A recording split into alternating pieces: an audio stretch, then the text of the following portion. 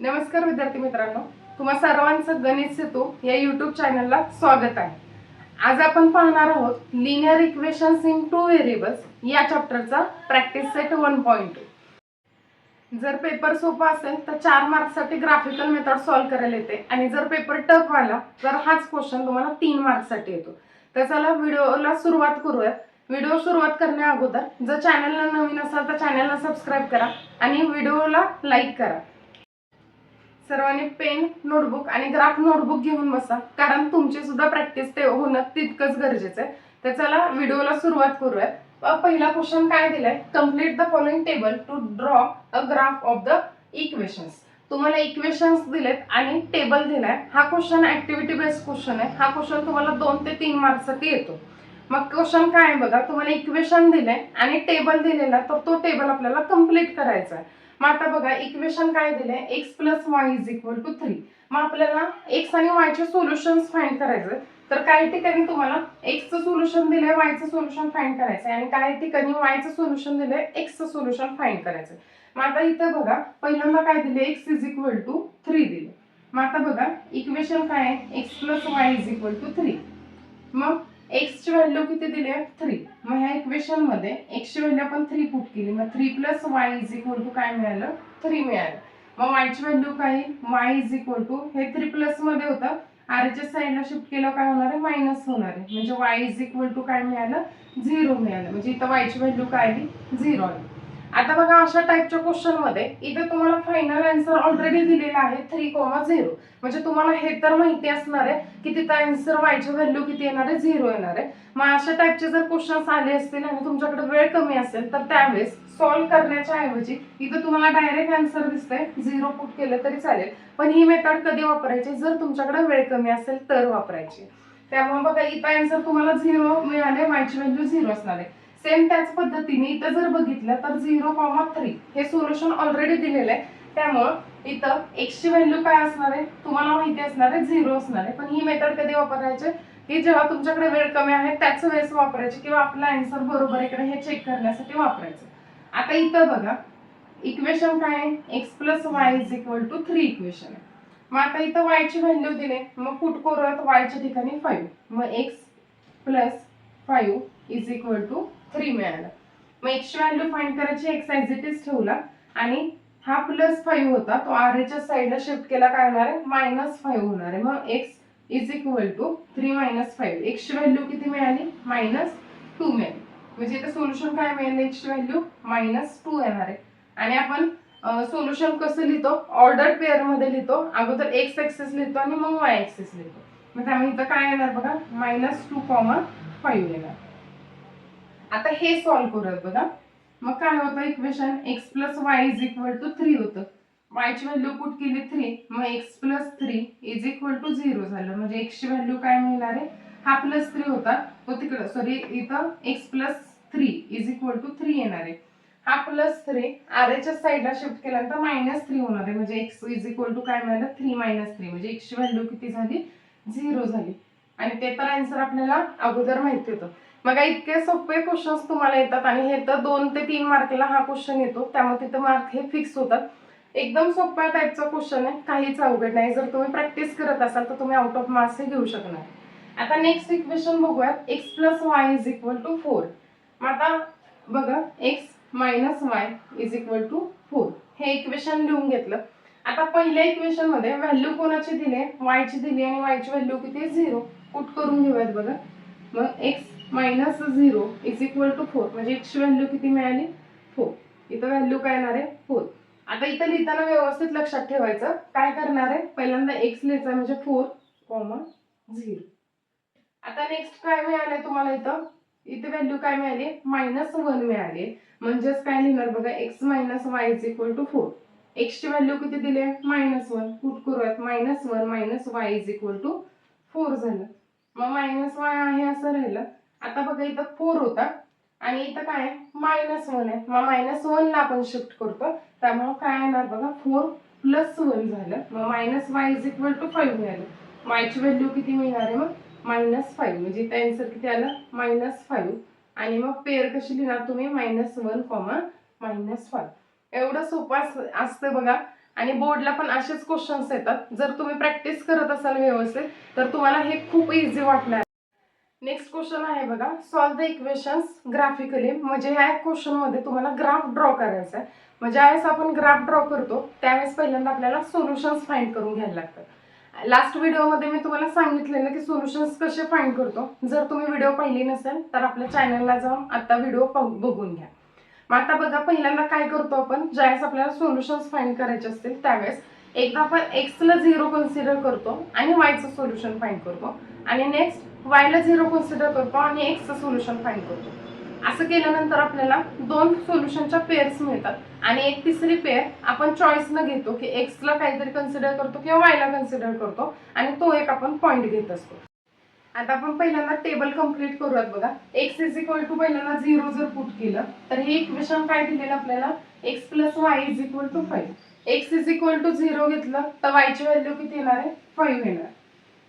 मग बघा, x is equal to 0 घेतला आणि वाय इज इक्वल टू 5 घेतलं म्हणजे फर्स्ट पॉईंट काय मिळाला आपल्याला, 0,5 मिळालं. नेक्स्ट काय करणार आहे आता, वायला 0 कन्सिडर करायचं. मग वाय जर 0 घेतला तर 0 म्हणजे काय येणार आहे, ही वायची टर्म पूर्ण 0 होणार आहे म्हणजे एक्सची व्हॅल्यू किती येणार आहे, 5 येणार आहे. म्हणजे नेक्स्ट काय पॉईंट मिळाला, 5,0. आता थर्ड पॉईंट काढण्यासाठी एक्सची व्हॅल्यू काही कन्सिडर करा. आता मी एक्स इज इक्वल टू 2 घेते. मग जर बघा एक्स इज इक्वल टू 2 घेतलं तर काय होईल बघा, x plus y is equal to 5 होतं. मग एक्सची व्हॅल्यू जर 2 घेतली तर 2 plus y is equal to 5 आलं. मग वाय इज इक्वल टू काय येणार आहे, 5. हा प्लस 2 होता, आरच्या साईडला शिफ्ट केलं, मायनस झालं म्हणजे वायची व्हॅल्यू किती मिळाली, 3 मिळाली. म्हणजे नेक्स्ट पॉईंट काय मिळाला, 2,3.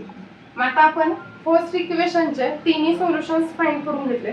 सेम त्याच पद्धतीनं सेकंड इक्वेशनचे पण सोल्युशन फाइंड करायला लागते. त्याचा टेबल आता आपण कंप्लीट करूया.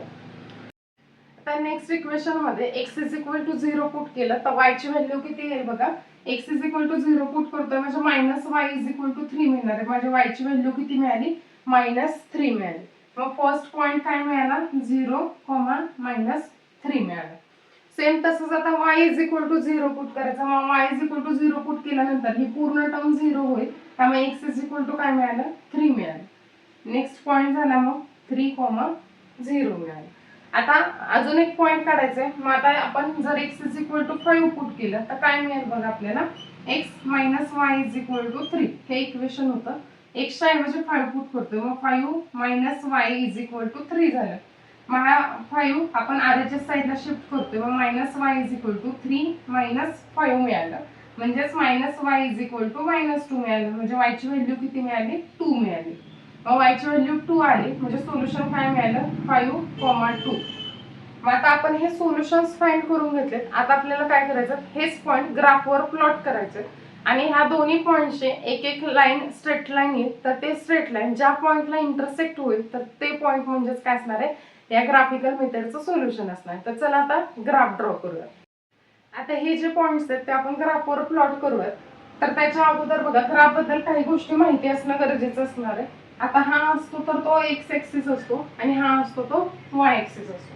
एक्स ऍक्सिस हा आपल्या उजव्या साईडला हा पॉझिटिव्ह होतो आणि डाव्या हाताला असतो तो निगेटिव्ह असतो.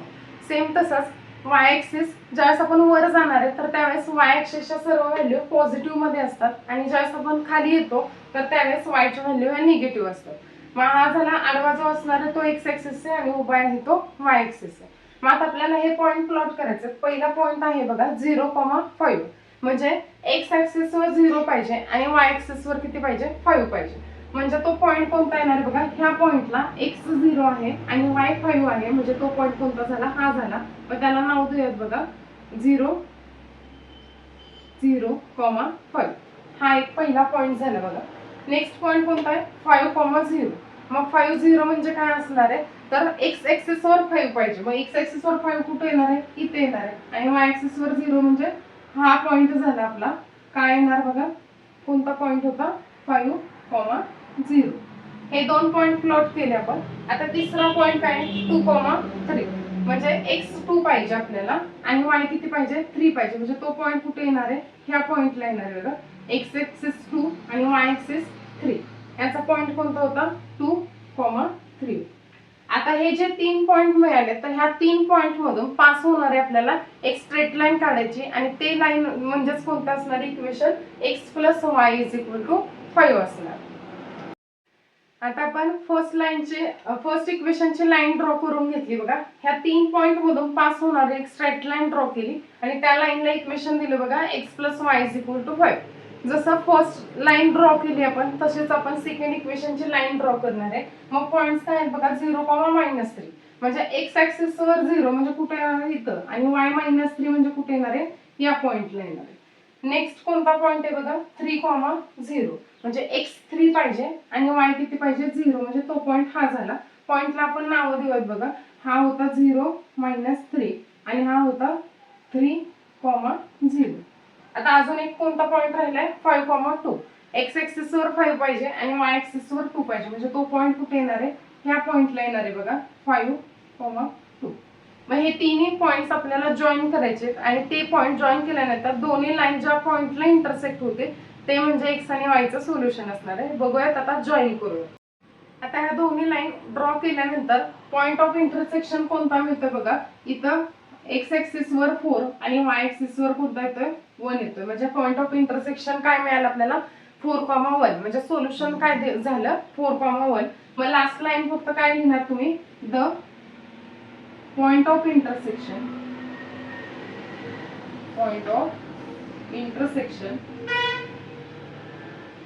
इज 4, 1. अजून एक महत्त्वाची गोष्ट राहिली बघा. इथपर्यंत जरी ग्राफ तुम्ही बरोबर काढलेला असेल तरी ग्राफ मध्ये स्केल महत्त्वाचं असतं. त्यामुळे आपल्याला ग्राफवर स्केल लिहावं लागतं. मग ते स्केल लिहूयात बघा. इथं आपण लिहितो scale on x axis 1 centimetre is equal to 1 unit. आणि सेम तसंच बघा y ऍक्सिस ला पण आपण 1 सेंटीमीटरच घेतलं त्यामुळे 1 centimetre is equal to 1 unit. हे झालं स्केल. आणि इथपर्यंत हा क्वेश्चन तुम्ही असा कंप्लीट केल्यानंतर तुम्हाला 3 मार्क किंवा 4 मार्क जसा आलेला असेल क्वेश्चन तर तसे तुम्हाला आउट ऑफ मार्क्स मिळतात. पण आउट ऑफ कधी मिळतील जर तुम्ही ग्राफ व्यवस्थित काढलेला असेल, पॉइंट ऑफ इंटरसेक्शन तुमचं बरोबर आलेलं असेल, स्केल तुम्ही लिहिलेले असतील आणि हा टेबल पण तुमचा व्यवस्थित असेल तर तुम्हाला आउट ऑफ मार्क्स मिळतात. नेक्स्ट इक्वेशन्स आहेत x + y = 6 आणि सेकंड इक्वेशन आहे x - y = 4. मग पहिल्यांदा आपण हा चार्ट कंप्लीट करून घेऊया. मग जर x = 0 पुट केलं तर y = काय येणार आहे 6 येणार आहे आणि y = 0 पुट केलं तर x = काय येणार आहे 6 येणार आहे. एखादा ज्यावेळेस आपण 0, 0 पुट करत असतो बघा, x ला जर 0 पुट करत असेल तर इथं जी काय व्हॅल्यू असणार आहे ती y ची येणार आहे आणि जेव्हा y ला 0 पुट करतो त्यावेळेस ही व्हॅल्यू कोणाची येणार आहे x ची येणार आहे. मग आता पहिला पॉइंट मिळाला आपल्याला 0, 6. नेक्स्ट पॉइंट आहे 6, 0 आणि आता रँडमली आपण x ची व्हॅल्यू काहीतरी पुट करतोय. मग x जर 2 पुट केलं तर काय येणार आहे बघा y काय x 2 पुट केलं तर y ची व्हॅल्यू किती येणार आहे 4 येणार आहे. 2 + 4 6. मग हा पॉइंट काय मिळाला 2, 4 मिळाला. म्हणजे पहिल्याचा टेबल कंप्लीट झालाय. आता आपण सेकंडचा टेबल काढून घेऊया. मग आता बघा x - y = 4 हे इक्वेशन आहे. मग x जर 0 असेल तर y ची व्हॅल्यू किती येणार आहे मग -4 येणार आहे कारण x 0 झाला म्हणजे -y = 4. y ची व्हॅल्यू किती मिळाली -4 मिळाली. त्यामुळे पॉइंट काय मिळाले 0, -4 मिळाले. आता नेक्स्ट y 0 पुट करतो म्हणजे ही पूर्ण टर्म कॅन्सल होईल त्यामुळे x ची व्हॅल्यू किती मिळाली 4 मिळाली. नेक्स्ट पॉइंट झाला 4, 0 झाला. आता जर y 1 पुट केलं आपण बघा तर y 1 पुट करतोय म्हणजे -y. आता इथं बघा x - y 4 झालं. y ची व्हॅल्यू 1 x ची व्हॅल्यू 1 पुट केली तर 1 - y 4 येणार आहे. हा 1 काय होणार RHS ला शिफ्ट झाल्यानंतर -1 होणार म्हणजे 4 - 1 झालं. -y 3 मिळालं म्हणजे y ची व्हॅल्यू किती मिळाली -3 मिळाली.